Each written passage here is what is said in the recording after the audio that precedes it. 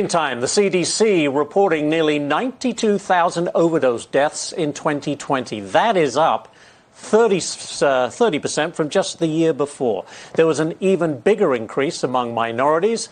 Deaths among African Americans was up 44% and 39% for Native Americans. The CDC says the biggest cause of all this death is the illicitly produced fentanyl. It is becoming a massive crisis.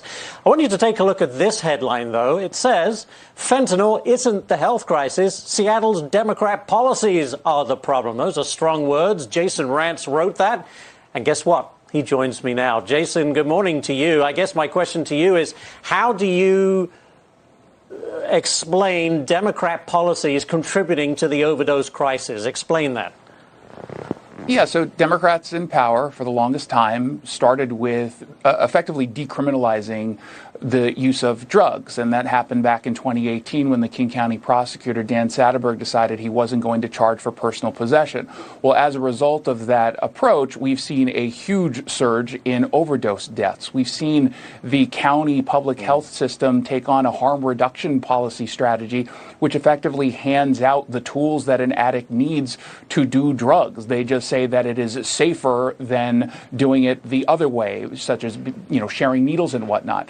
But as fentanyl has come into this country because of our very porous border at the south, and China's coming in through the northern border here, we've got fentanyl deaths skyrocketing. And rather than actually tackle the issue and put money into addiction services and getting people clean, we're told that we can't stigmatize addiction because then they won't actually ask for help. So we just keep saying when they're ready, they'll come forward, while giving them tips to continue to be addicted to whatever drug of choice they are. And right now, it just happens to be fentanyl that's going through the roof. I mean, we just hit, as of this morning, 272 fatal overdoses tied specifically to fentanyl this year. We are on track to beat last year's record high, 396. All right, next one for you, Jason. That said, Seattle is experiencing a shortage in police officers. My question is, why has recruiting become so difficult? Because no one wants to work for a city that has a council that calls them racist murderers. We have a state that has passed a number of anti-police bills that make it very, very difficult to be police officers and just engage in your normal work. You are not allowed, for example, to pursue vehicles unless you have probable cause that a violent crime occurred and you get permission from your supervisor. That is almost impossible to actually meet. And so what we've seen is a huge surge of catalytic converter thefts, the smash and grabs. We've been seeing those quick types of crimes because if you can go in and out and get this over and done with within a few minutes, the cops aren't going to be able to show up quickly.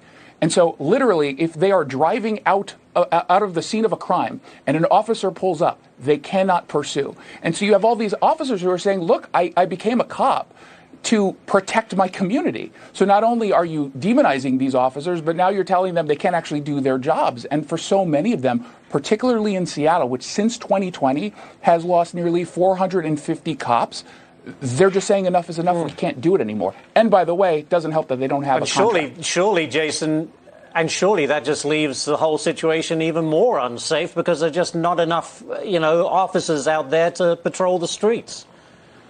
Absolutely. We're seeing this crime surge, particularly in violent crime. We are likely going to exceed last year's homicide rate. The year before that was a historic high. There is nothing trending right now in the right direction. And this is Seattle. You're not necessarily used to waking up to a story of a shooting, a kid getting shot and killed, a stabbing, and yet almost every single day we are getting those stories.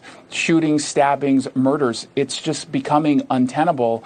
And I'm glad that the mayor here, who's brand new, is saying something now, and he's trying to recruit the cops, but they're not going at the underlying cause of the issue. Oh, such a beautiful city and such a rotten bunch of people running it. It's too bad. Jason, thank you so much to keeping us up to speed on everything that's going on in Seattle. Thank you so much. Thanks, All right. Ashley.